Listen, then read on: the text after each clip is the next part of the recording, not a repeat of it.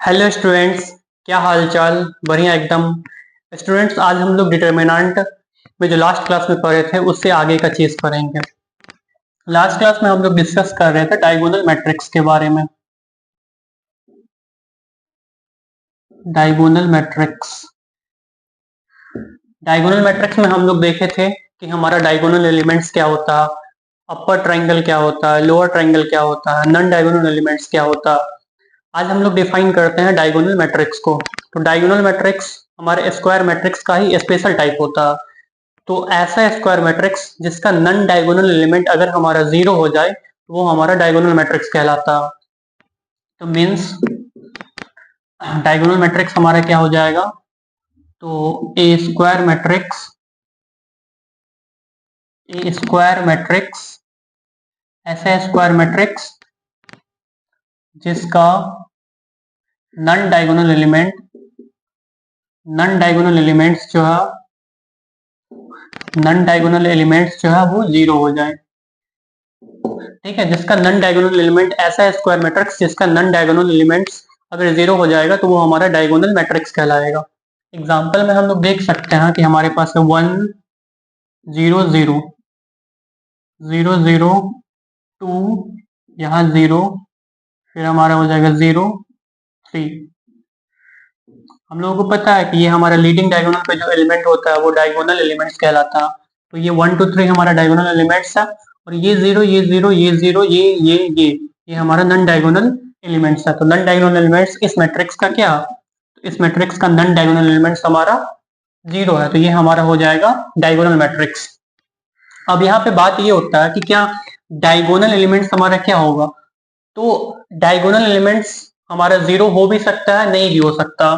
ठीक है, जैसे कि हमारे पास 0 0 0 0 0 0 0 0 0, ये हमारे एक स्क्वायर मैट्रिक्स है, साथ में ये हमारा नल मैट्रिक्स भी है। नल मैट्रिक्स का क्या होता है, सारा एलिमेंट हमारा 0 होता।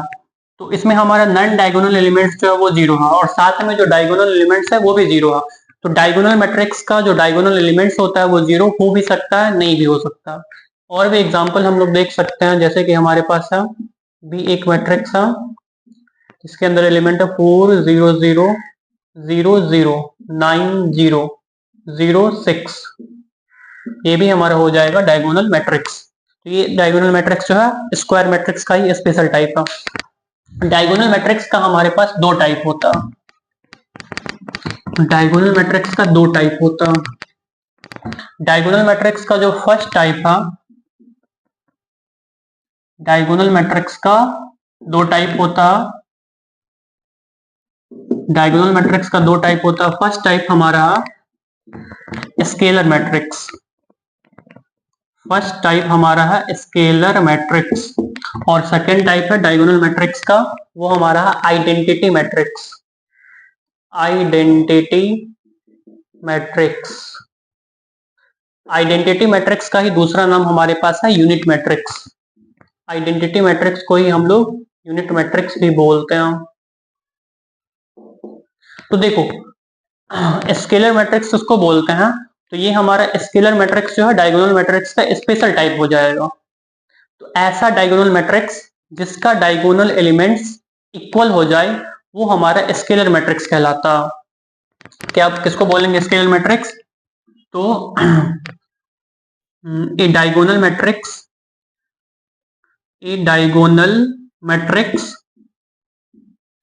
ऐसा डायगोनल मैट्रिक्स जिसका whose डायगोनल एलिमेंट्स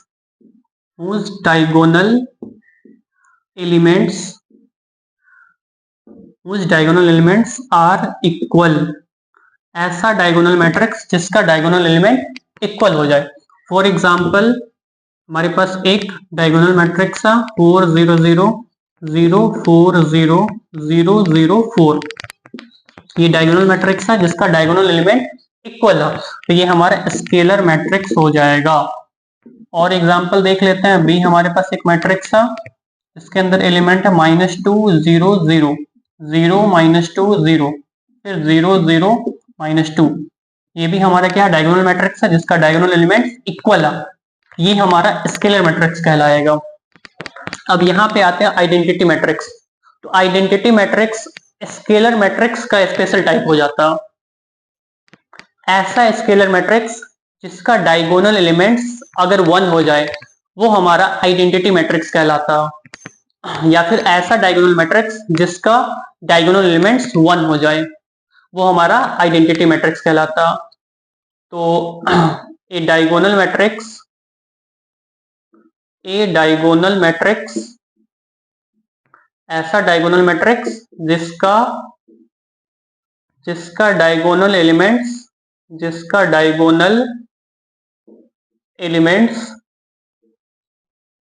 1 हो जाए, whose diagonal elements are equal to 1,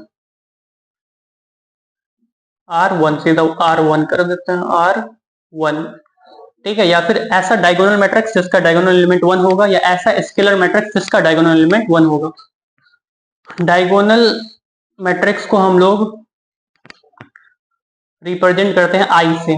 तो हमारे पास एक डायगोनल मैट्रिक्स है जिसके अंदर एलिमेंट है 1 0 0 1। यहाँ पे हम लोग देख सकते हैं कि हमारा जो डायगोनल एलिमेंट है वो 1 1 है और साथ में इक्वल है, तो ये हमारा हो जाएगा क्या, आइडेंटिटी मैट्रिक्स। और इसका ऑर्डर 2 है तो यहाँ पे I2 लिखेंगे, ठीक है। ऑर्डर 3 रहता है तो I3 लिखते हैं, जैसे कि 3 ऑर्डर का देखता है आइडेंटिटी मैट्रिक्स, तो 1 0 0 0 1 0 0 0 1, तो ये हमारा हो जाएगा आइडेंटिटी मैट्रिक्स।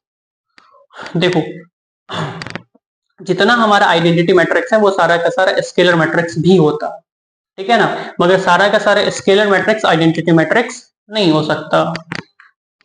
नेक्स्ट हम लोग देखते हैं ट्राइंगुलर मैट्रिक्स।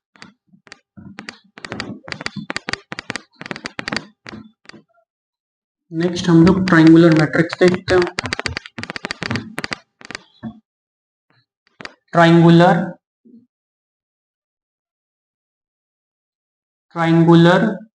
मैट्रिक्स, नेक्स्ट हम लोग ट्राइंगुलर मैट्रिक्स देखते हैं।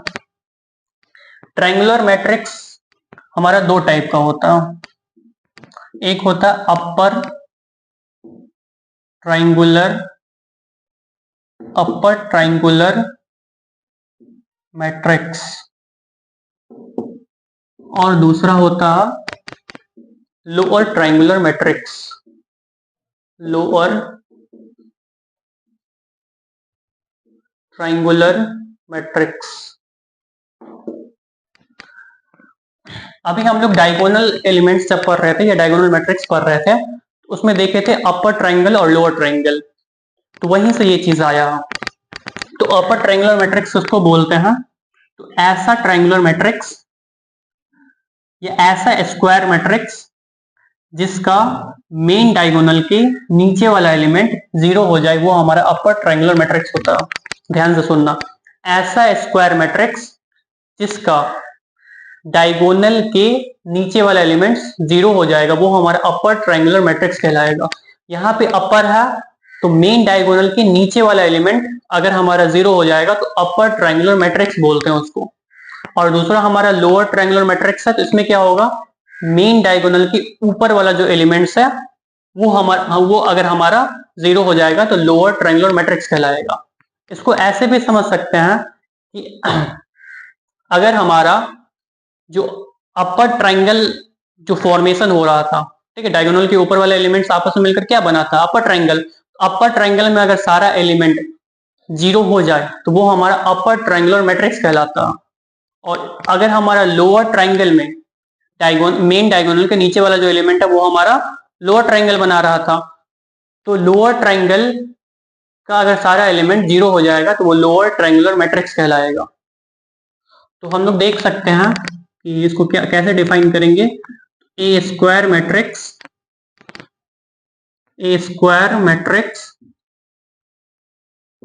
whose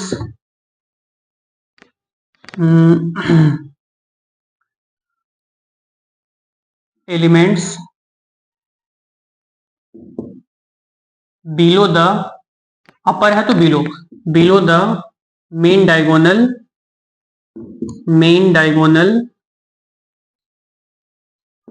आर 0, ठीक है। ऐसा स्क्वायर मैट्रिक्स जिसका मेन डायगोनल के नीचे वाला एलिमेंट अगर 0 हो जाए उसको हम लोग बोलते हैं अपर ट्राइंगुलर उसको हम लोग बोलते हैं upper triangular matrix. Upper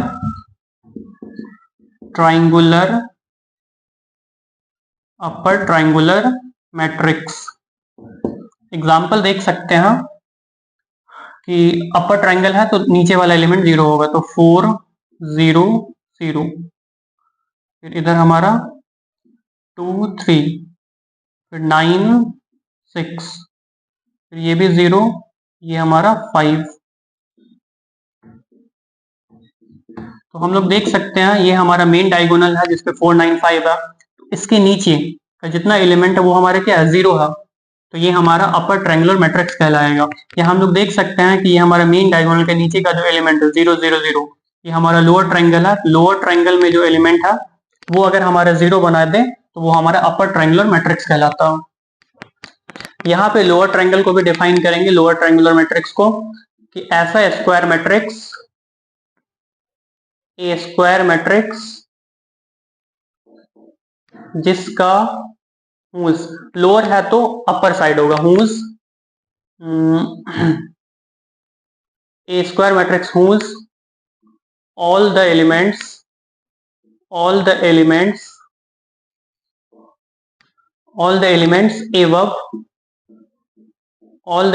above main diagonal are 0, main diagonal are 0। उसको हम लोग क्या बोलेंगे, लोअर ट्रायंगुलर मैट्रिक्स। उसको हम लोग लोअर ट्रायंगुलर मैट्रिक्स बोलेंगे, वो हमारा लोअर ट्रायंगुलर मैट्रिक्स कहलाएगा। तो हम लोग लोअर ट्रायंगल का एग्जांपल लिखते हैं, तो हमारे पास जो अपर वाला पार्ट होगा वो 0 हो जाएगा, तो 1 2 3, फिर यहाँ पे 6 और यहाँ पे 9, यहाँ 4, तो यहाँ पे 0, यहाँ भी 0 और यहाँ भी 0, तो ये हमारा लोअर ट्रायंगुलर मैट्रिक्स कहलाएगा। ठीक है ना, ये हमारा लोअर ट्रायंगुलर मैट्रिक्स कहलाता है। नेक्स्ट जो हमारा टाइप है वो हमारा है ट्रांसपोज ऑफ मैट्रिक्स। नेक्स्ट हमारा है transpose of matrix. Transpose of matrix, किसी भी मैट्रिक्स का अगर ट्रांसपोज ले रहे हैं तो अगर हम लोग रो और कॉलम को आपस में इंटरचेंज कर दें तो उसके बाद जो मैट्रिक्स का फॉर्मेशन होगा वो हमारा ट्रांसपोज ऑफ मैट्रिक्स कहलाता। तो by interchanging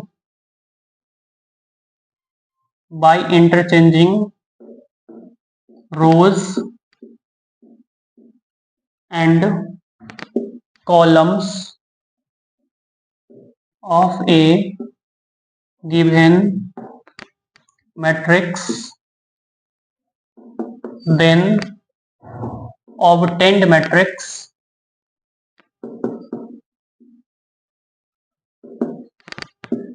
is called transpose matrix।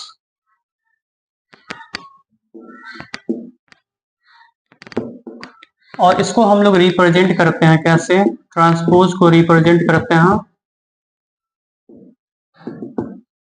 जैसे कि ए हमारे पास मैट्रिक्स है तो इसका ट्रांसपोज हो जाएगा ए, उसके ऊपर डैश, या फिर ए पे पावर टी, ये हमारा ट्रांसपोज हो जाएगा। एग्जाम्पल देख सकते हैं, हमारे पास एक मान लीजिए मैट्रिक्स है इसके अंदर एलिमेंट है 4 2 6 और 9, ये हमारे पास 2 by 2 ऑर्डर का मैट्रिक्स है। तो इसका ट्रांसपोज क्या हो जाएगा, तो इसका ट्रांसपोज हम लोग रो और कॉलम को इंटरचेंज कर देंगे। तो फर्स्ट रो में हमारे पास 4 2 है, इसको फर्स्ट कॉलम बना देंगे। सेकंड रो में हमारे पास 6 9 है तो इसको सेकंड कॉलम बना देंगे। तो ये हमारा ट्रांसपोज आ गया। दूसरा देख लेते हैं एग्जाम्पल, हमारे पास है 2 6 4, 1 2 3 4 -2 6, ये हमारे पास एक मैट्रिक्स है सी मैट्रिक्स। तो सी मैट्रिक्स का ट्रांसपोज निकाल रहे हैं, तो सी ट्रांसपोज हमारा क्या हो जाएगा, फर्स्ट रो में हमारे पास है 2 6 4, तो इसको फर्स्ट कॉलम बना देंगे। तो 2 6 4, सेकंड रो में है 1 2 3, तो इसको सेकंड कॉलम बना देंगे 1 2 3। थर्ड रो में हमारे पास है 4 - 2 और 6, इसको बना देंगे थर्ड कॉलम। तो ये हमारा ट्रांसपोज था। नेक्स्ट हम लोग देखते हैं trace of matrix. Trace of matrix NCERT में नहीं गिवन है, मगर हम लोगों का जेई का सिलेबस था। तो ट्रेस ऑफ मैट्रिक्स हम लोग उस मैट्रिक्स को बोलते हैं जिसका अगर हम लोग डायगोनल एलिमेंट का सम ले ले, तो डायगोनल एलिमेंट्स का जो सम होगा वही हमारा ट्रेस ऑफ मैट्रिक्स कहलाता। तो ट्रेस ऑफ मैट्रिक्स किसको बोलेंगे? Trace of matrix. तो सिंपल है, ट्रेस ऑफ मैट्रिक्स क्या हो जाएगा? सम of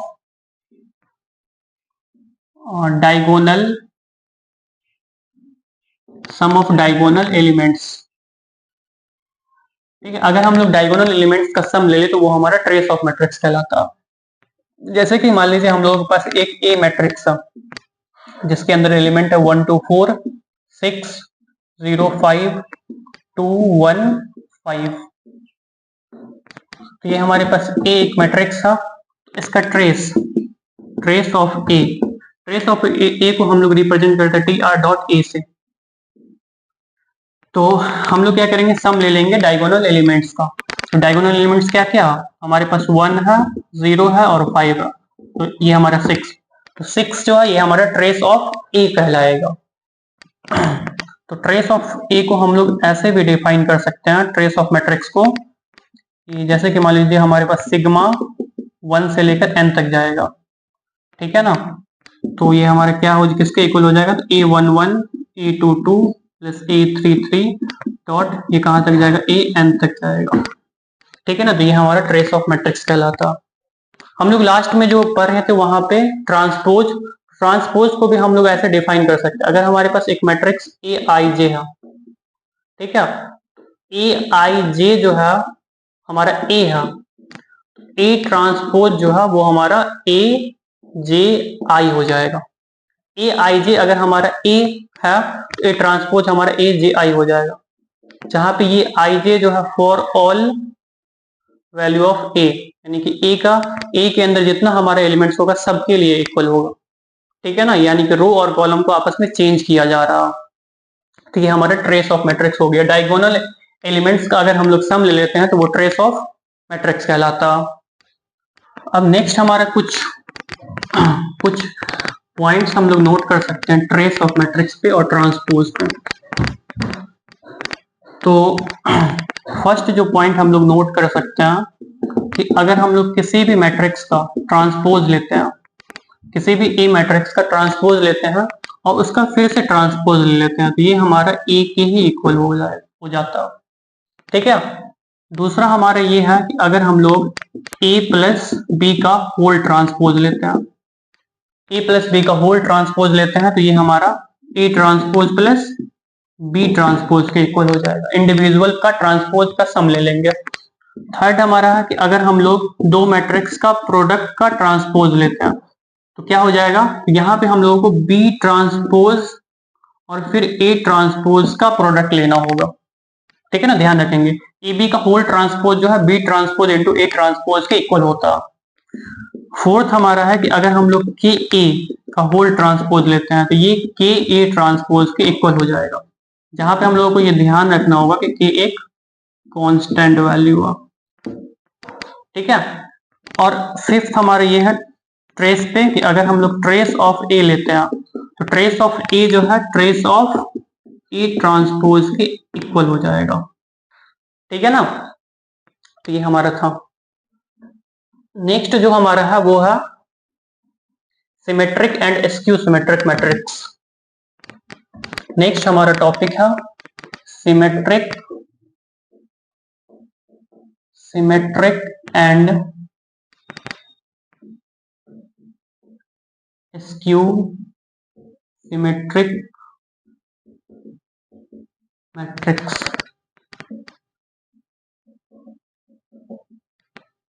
symmetric and skew symmetric matrix. तो सबसे पहले हम लोग समझते हैं कि सिमेट्रिक मैट्रिक्स क्या होता है। सिमेट्रिक मैट्रिक्स किसको बोलते हैं?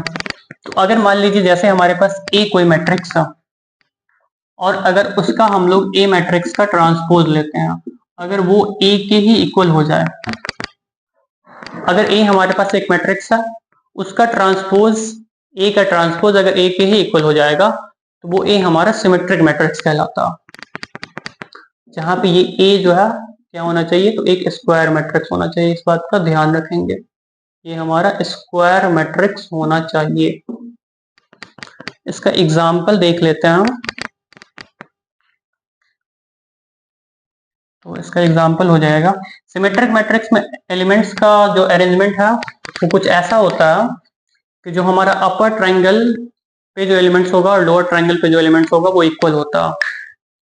हम लोग देख सकते हैं कि जैसे 4 6 2, इधर भी 6 2, फिर 9, यहाँ 5, तो यहाँ भी 5, फिर यहाँ 2। डायगोनल एलिमेंट्स कुछ भी ले लेंगे, जो हमारा नॉन डायगोनल एलिमेंट्स होता है, यानी कि अपर ट्रायंगल में जो एलिमेंट होगा और लोअर ट्रायंगल में जो एलिमेंट होगा वो सेम होना चाहिए। तो ये हमारे पास ए एक मैट्रिक्स है, इसका ट्रांसपोज देख लेते हैं। फर्स्ट रो में हमारे पास 4 6 2 है, तो इसको फर्स्ट कॉलम बना दो 4 6 2। सेकेंड रो में 6 9 5 है, तो इसको सेकेंड कॉलम बना दो 6 9 5। थर्ड रो में हमारे पास 2 5 2 है, इसको बना दो थर्ड कॉलम। तो हम लोग देख सकते हैं क्लियरली कि ये दोनों मैट्रिक्स तो इक्वल है, यानी कि इस केस में ए ट्रांसपोज जो है ए के इक्वल है। इसका मतलब ए जो है वो हमारा सिमेट्रिक मैट्रिक्स होगा। दूसरा हमारा था skew symmetric. Skew symmetric, skew symmetric matrix, skew symmetric matrix. इसमें क्या होता है कि ए ट्रांसपोज जो है ना वो हमारे नेगेटिव ऑफ ए के इक्वल होता है। ए ट्रांसपोज हमारा नेगेटिव ऑफ ए के इक्वल हो जाएगा। इसका एग्जांपल हम लोग देख सकते हैं कि जैसे हमारे पास है 0 -2 -6 2 6 0 -5 5 0।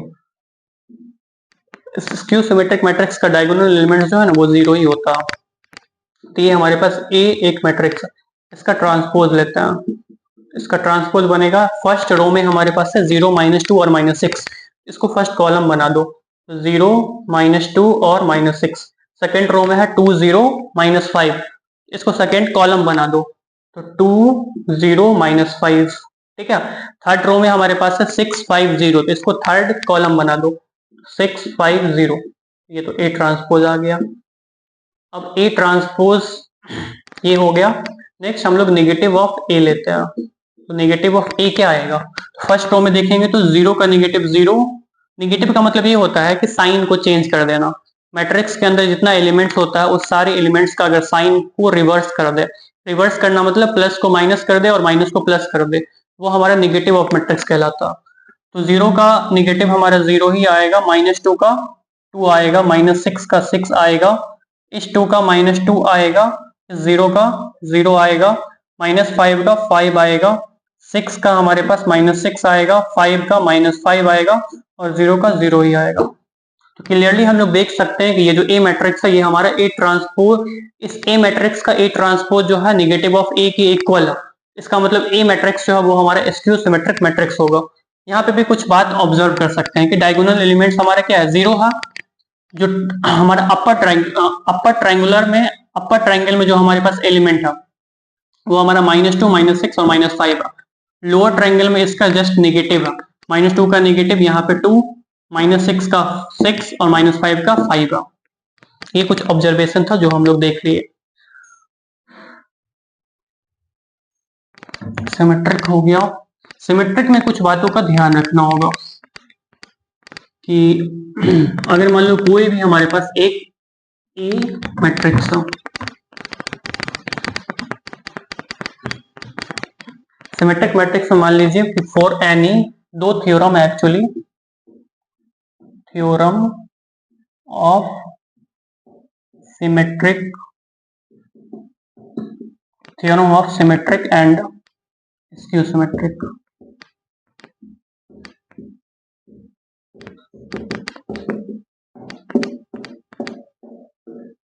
तो पहला थ्योरम ये है कि हमारे पास कोई, मान लीजिए ए कोई square matrix, for N E square matrix ए, मान लीजिए हम लोग पास ए कोई स्क्वायर मैट्रिक्स जिसके अंदर हमारे पास जो एंट्रीज है वो रियल है, विथ रियल एंट्रीज, या फिर एलिमेंट्स। हमारे पास उसके अंदर जो स्क्वायर मैट्रिक्स है उसके अंदर जो एलिमेंट्स है वो हमारे पास रियल है। तो हम लोग उसमें क्या कर सकते हैं उससे, तो हम लोग अगर ए को प्लस करेंगे ए ट्रांसपोज से, तो फिर जो मैट्रिक्स ऑब्टेंड होगा ना, ए को अगर हम लोग ए ट्रांसपोज के साथ ऐड करेंगे, फिर जो मैट्रिक्स आएगा वो हमारा सिमेट्रिक मैट्रिक्स आएगा। ठीक है, ए को अगर हम लोग ऐड करेंगे ए ट्रांसपोज से तो ये हमारा सिमेट्रिक मैट्रिक्स आएगा। और दूसरा हमारा ये है ऑब्जर्वेशन, अगर हम लोग ए को माइनस करेंगे ए ट्रांसपोज से तो ये हमारा स्क्यू सिमेट्रिक आएगा, स्क्यू सिमेट्रिक मैट्रिक्स, ये हमारा स्क्यू सिमेट्रिक मैट्रिक्स आएगा। तो ये हमारा फर्स्ट थ्योरम है। सेकेंड थ्योरम हमारा ये बोलता है कि अगर मान लीजिए हमारे पास ए कोई एनी स्क्वायर मैट्रिक्स ए, एनी स्क्वायर मैट्रिक्स ए, कोई एक स्क्वायर मैट्रिक्स ए है, तो उस स्क्वायर मैट्रिक्स ए को हम लोग जो है सिमेट्रिक और स्क्यू सिमेट्रिक के फॉर्म में एक्सप्रेस कर सकते हैं। कोई भी हमारे पास ए कोई स्क्वायर मैट्रिक्स है तो उसको हम लोग सिमेट्रिक मैट्रिक्स और स्क्यू सिमेट्रिक मैट्रिक्स के सम के फॉर्म में एक्सप्रेस कर सकते हैं। इसका मतलब क्या हो गया, तो for N E square matrix A can be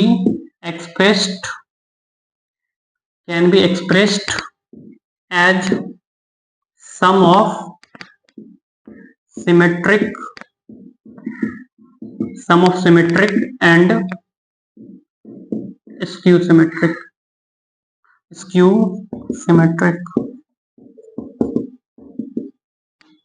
कैसे, तो हमारे पास ए कोई मैट्रिक्स है तो A plus A transpose by 2 ये हमारा सिमेट्रिक हो गया। दूसरा ए माइनस ए ट्रांसपोज बाई 2 ये हमारा स्क्यू सिमेट्रिक हो गया।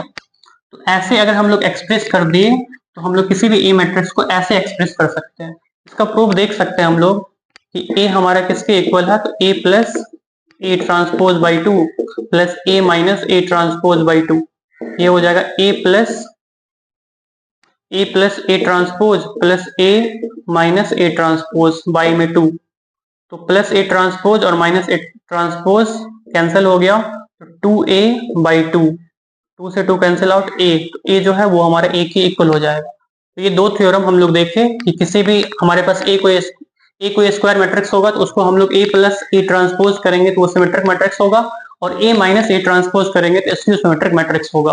और कोई भी a मैट्रिक्स को हम लोग सम ऑफ सिमेट्रिक मैट्रिक्स और सम ऑफ स्क्यू सिमेट्रिक मैट्रिक्स के फॉर्म में लिख सकते हैं, क्योंकि हमारा सेकेंड थ्योरम था।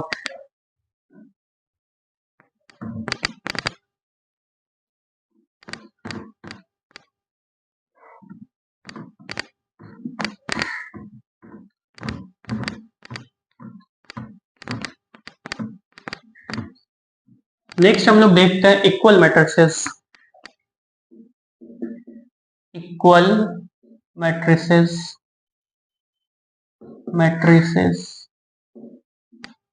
देखिए, दो मैट्रिक्स आपस में इक्वल कब होगा, तो उसके लिए दो क्राइटेरिया। पहला क्राइटेरिया ये है कि दोनों मैट्रिक्स का ऑर्डर इक्वल होना चाहिए, और दूसरा क्राइटेरिया ये है कि सेट ए का, यानी कि हमारे पास दो मैट्रिक्स है तो मैट्रिक्स ए का जितना एलिमेंट है उसके जितना भी एलिमेंट है उसके कॉरस्पॉन्डिंग में जो दूसरा मैट्रिक्स होगा उसका जो एलिमेंट होगा वो दोनों आपस में इक्वल होना चाहिए। मतलब जैसे कि मान लीजिए ए हमारे पास कोई मैट्रिक्स है 1 2 3 4 और बी हमारे पास मैट्रिक्स है 1 2 3 4, तो ए मैट्रिक्स का ऑर्डर क्या है, इसका ऑर्डर है 2, इसका ऑर्डर 2 है, और इसका भी ऑर्डर बी मैट्रिक्स है उसका भी ऑर्डर 2 है। तो पहला क्राइटेरिया तो ये है कि दो मैट्रिक्स अगर इक्वल होगा तो दोनों का ऑर्डर सेम होना चाहिए। दूसरा क्राइटेरिया ये है कि कॉरस्पॉन्डिंग एलिमेंट्स दोनों का इक्वल होना चाहिए। कोरोस्पॉन्डिंग एलिमेंट्स बोले तो यहाँ पे A11 पे 1 है, इसके A11 में भी 1 होना चाहिए, इसके A12 में 2 है तो इसके भी A12 में 2 होना चाहिए, इसके 21 में 3 है तो इसके 21 में भी 3 होना चाहिए, इसके 22 में 4 है तो इसके 22 में भी 4 होना चाहिए। तो दो क्राइटेरिया क्या है कि पहला ये है कि they are of the same order, दोनों का ऑर्डर सेम होना चाहिए। दूसरा ये है कि each element of first matrix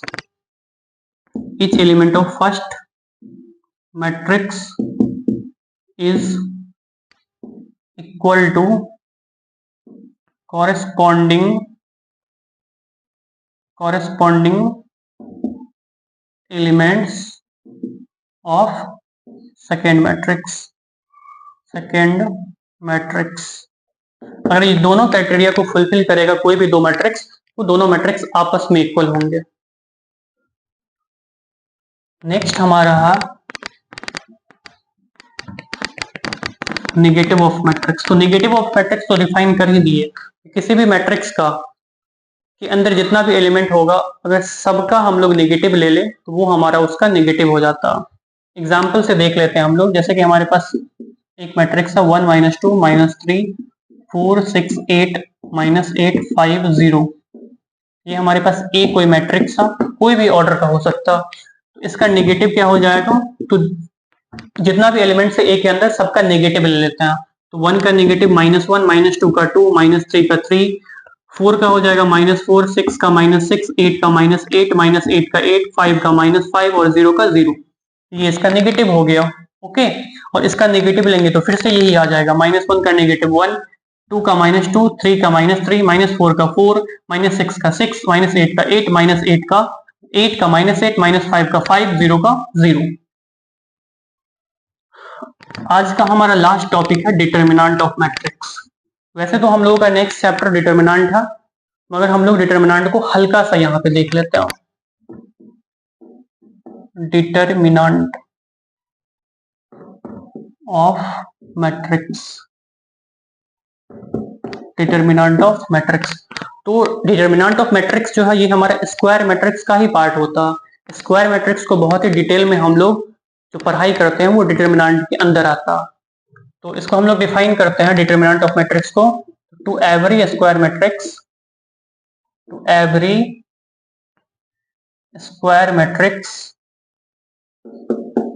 A is equal to AIJ। मान लीजिए कोई हमारे पास स्क्वायर मैट्रिक्स AIJ जिसका ऑर्डर n है, ठीक है, A कोई स्क्वायर मैट्रिक्स है जिसका ऑर्डर n है, तो वी कैन एसोसिएट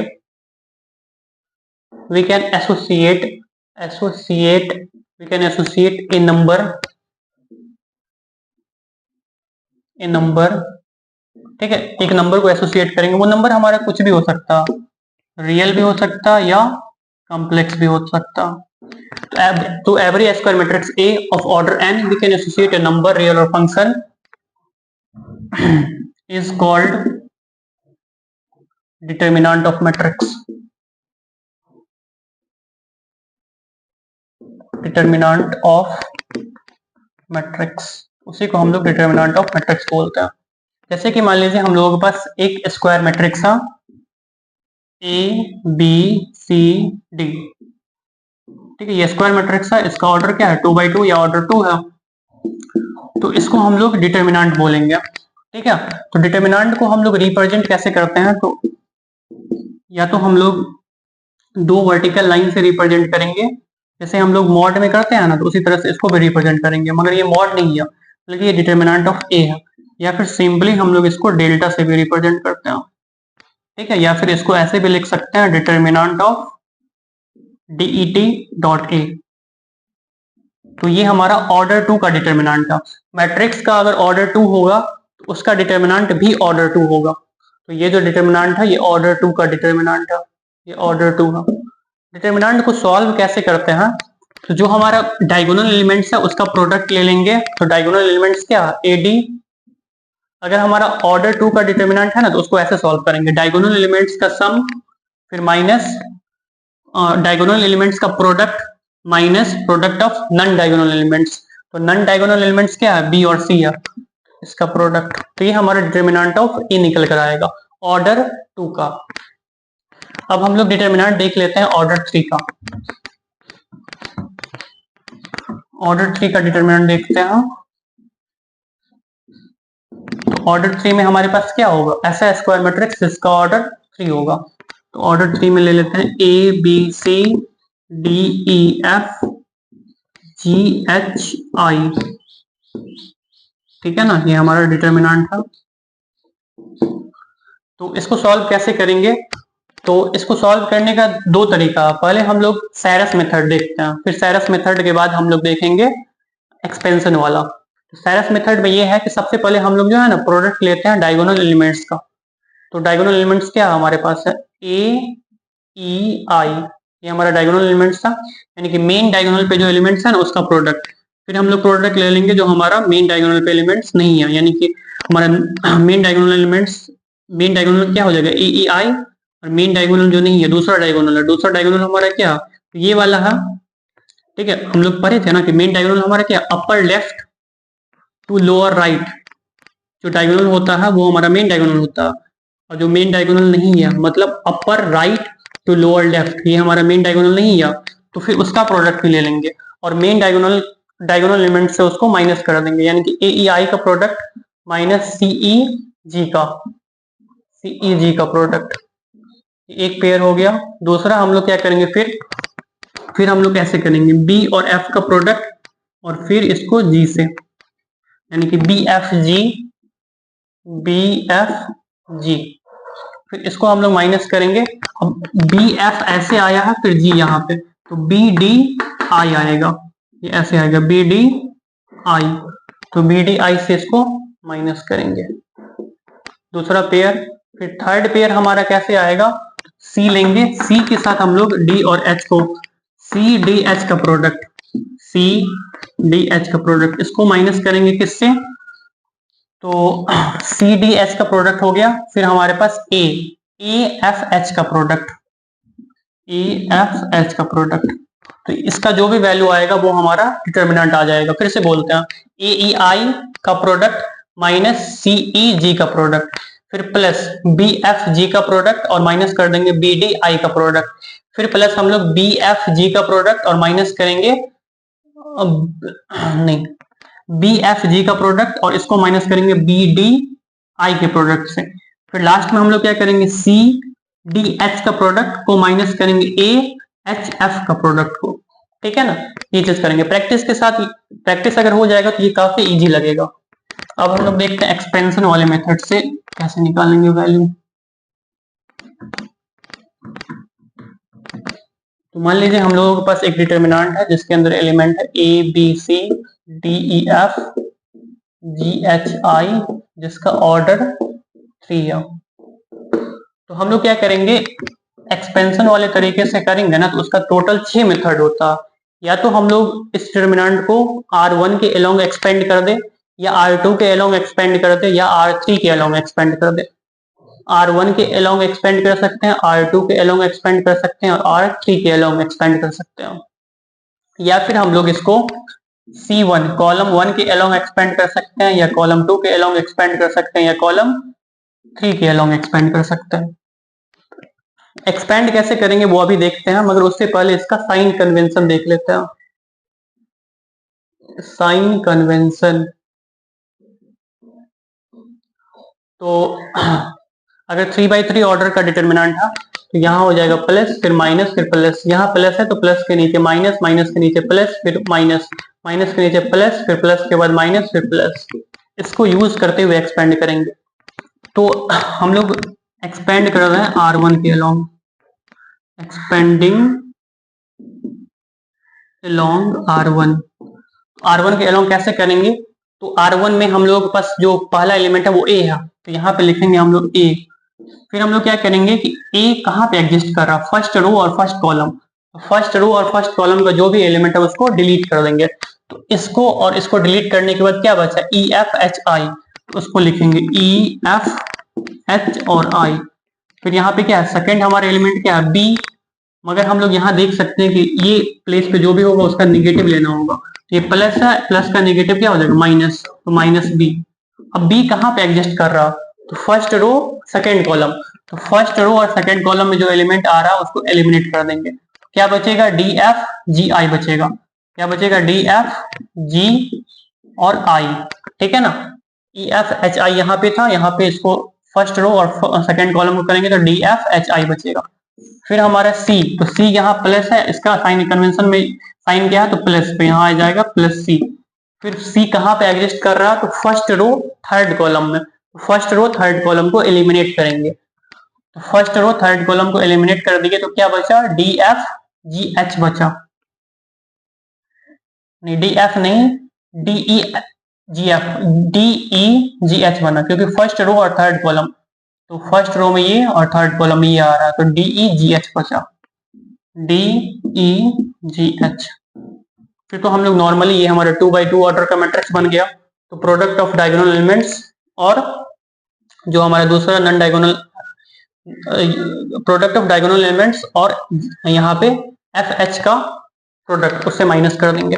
यानी कि ए को हम लोग क्या करेंगे, ई आई का प्रोडक्ट माइनस एफ एच का प्रोडक्ट, फिर माइनस बी डी आई का प्रोडक्ट माइनस जी एफ का प्रोडक्ट, फिर प्लस सी, फिर हमारा क्या हो जाएगा, डी एच का प्रोडक्ट माइनस जी ई का प्रोडक्ट।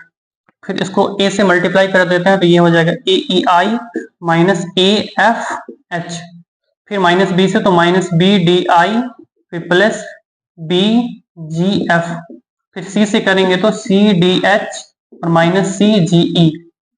ये हमारा वही आया जो साइरस मेथड से जो वैल्यू आए थे ना, वो यही आ गया। तो ये हम लोग R1 के अलोंग एक्सपेंड किया। तुम लोग देख लेना, R2 के अलोंग भी एक्सपेंड करके और R3 के अलोंग भी एक्सपेंड करके वैल्यू सेम आएगा।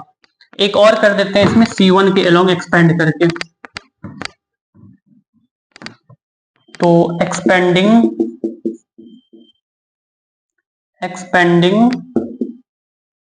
अलोंग C1 में सबसे पहले हमारे पास A है, A प्लस है, इसका साइन कन्वेंशन में भी साइन प्लस है, सीधा प्लस डालते हैं।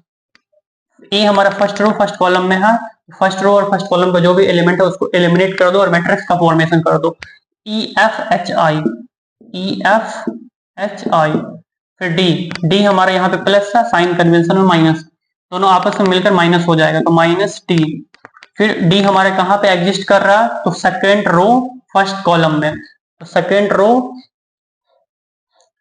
रो और फर्स्ट कॉलम ये एलिमिनेट हो जाएगा। क्या बचा, B C H I, B C H I बच गया। फिर हम लोग फर्स्ट कॉलम के अलोंग कर रहे हैं, तो अगला हमारा जो एलिमेंट है वो जी है, तो जी यहाँ पे प्लस, साइन कन्वेंशन भी प्लस, तो यहाँ पे हम लोग क्या डालेंगे, तो यहाँ पे हम लोग प्लस जी डालेंगे। जी कहाँ पे आ रहा, तो जी हमारा आ रहा थर्ड रो और फर्स्ट कॉलम में, थर्ड रो और फर्स्ट कॉलम का जो भी एलिमेंट है वो एलिमिनेट हो जाएगा, थर्ड रो फर्स्ट कॉलम। तो बचा B C E F, B C E F.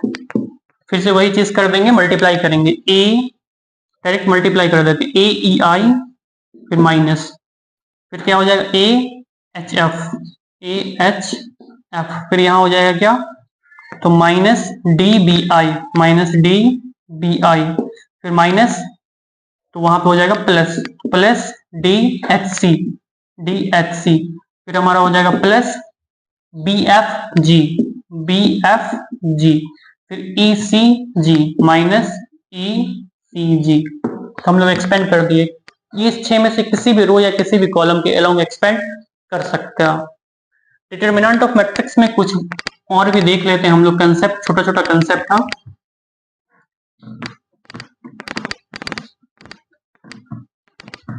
कि अगर किसी भी डिटरमिनेंट का वैल्यू 0 आ जाएगा तो वो हमारा सिंगुलर मैट्रिक्स कहलाता। किसी भी डिटरमिनेंट का वैल्यू अगर 0 आ गया तो वो हमारा सिंगुलर मैट्रिक्स कहलाता। हम लोग इस सब के बारे में डिटरमिनेंट चैप्टर जब पढ़ेंगे तब डिटेल में पढ़ेंगे, मगर यहाँ पे हम लोग हल्का हल्का बस इसका इंट्रोडक्शन टाइप से या फिर झलकियां ले लेते हैं। डिटरमिनेंट ऑफ ए अगर हमारा 0 आ गया तो सिंगुलर मैट्रिक्स, और अगर डिटरमिनेंट ऑफ ए जो है 0 के इक्वल नहीं आया तो वो हमारा non singular matrix, non singular matrix हो जाएगा। इसके अंदर भी कुछ बात नोट कर सकते हैं।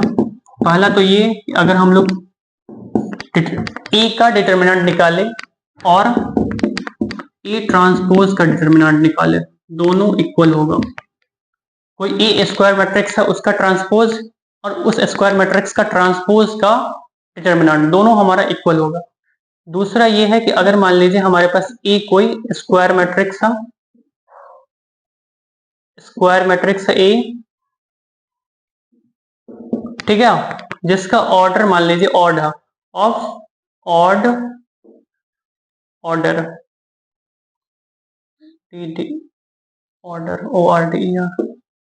ऑर्डर, ठीक है, ऑड ऑर्डर है, तब उस केस में जो डिटर्मिनेंट ऑफ ए है ना वो हमारा 0 आएगा, यानी कि सिंगुलर हो जाएगा वो। इसको चेक कर सकते हैं। ऑड ऑर्डर का मतलब जैसे 3/3 हो गया, तो 1 2 3 4 5 6 7 8 9, ये हमारे पास इसका ऑर्डर कितना, ऑर्डर 3 है। इसका डिटर्मिनेंट निकालते हैं, तो इसका डिटर्मिनेंट क्या हो जाएगा, एक्सपेंड करते हैं 1, तो first row first column eliminate, तो 2 3, ये एलिमिनेट हो गया, फर्स्ट रो फर्स्ट कॉलम, तो 2 3 नहीं आएगा, 5 6 आएगा, 5 6 8 9, फिर -2, तो फर्स्ट रो सेकेंड कॉलम 4 6 7 8, 4 6 7 8, फिर हमारा क्या आया +3, इधर इधर ये डिलीट, 4 5 7 8, 4 5 7 8, फिर हमारे ये क्या आएगा, तो ये 9 5 जा 45 -48, फिर आएगा ये -2, 8 4 जा 32 -42, फिर ये आएगा +3, 8 4 जा 32 और -35, फिर 45 -48, फिर -2 2 जा 4, 3 2 जा 6, प्लस 4 2 जा 8, 2 2 जा 4, प्लस 3 3 जा 9, 3 2 जा 6, फिर -5 3 जा 15 का 5 कैरी 1, 3 6 जा 9 110, ये हो गया। अब हम लोग ये तीनों माइनस वाले को, ये 3 माइनस में है, क्या क्या है, 48 64 48 64 105, 105 को अगर हम लोग तीनों माइनस में है तो ये हो जाएगा 8 4 12 12 5 17 का 7 1 4 10 11 के 1 5 1 2 -217, -48 -64 और -105। अब यहाँ पे बचा 45 प्लस में फिर 84, फिर हमारा है 96, तो नहीं आ रहा, कुछ गड़बड़ है क्या, इसको ठीक से बनाते हैं हम, कुछ गड़बड़ लग रहा।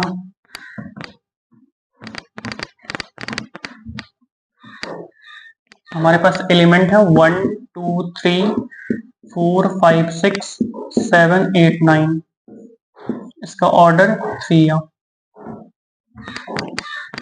आराम से एक्सपेंड करते हैं। सबसे पहले 1 लेने पे क्या होगा, ये एलिमिनेट हो गया, तो ये बचा 9 5 जा 45 -6 8 जा 48, फिर यहाँ पे -2 ऊपर वाला डिलीट हो गया और ये बीच वाला, तो 9 4 जा 36 -6 7 जा 42, फिर ये +3, तो ये डिलीट, 8 4 जा 32 -35, 32 -7 5 जा 35, तो ये हमारा कितना हो गया, 1 से मल्टीप्लाई करेंगे तो यही आएगा 45 -48, ये हो गया -3, ठीक है। फिर यहाँ पे कितना आएगा, तो यहाँ आएगा 36 -42, 36, ये आएगा -6 और ये आ जाएगा +12, ये कितना आएगा, तो -12 32, 3 माइनस 9, ये हो जाएगा माइनस 9, 0 आ गया। तो देख सकते हैं हमारे पास अगर डिटर्मिनेंट का ऑर्डर ऑड होगा तो उसका डिटर्मिनेंट का वैल्यू 0 हो जाएगा। That's it.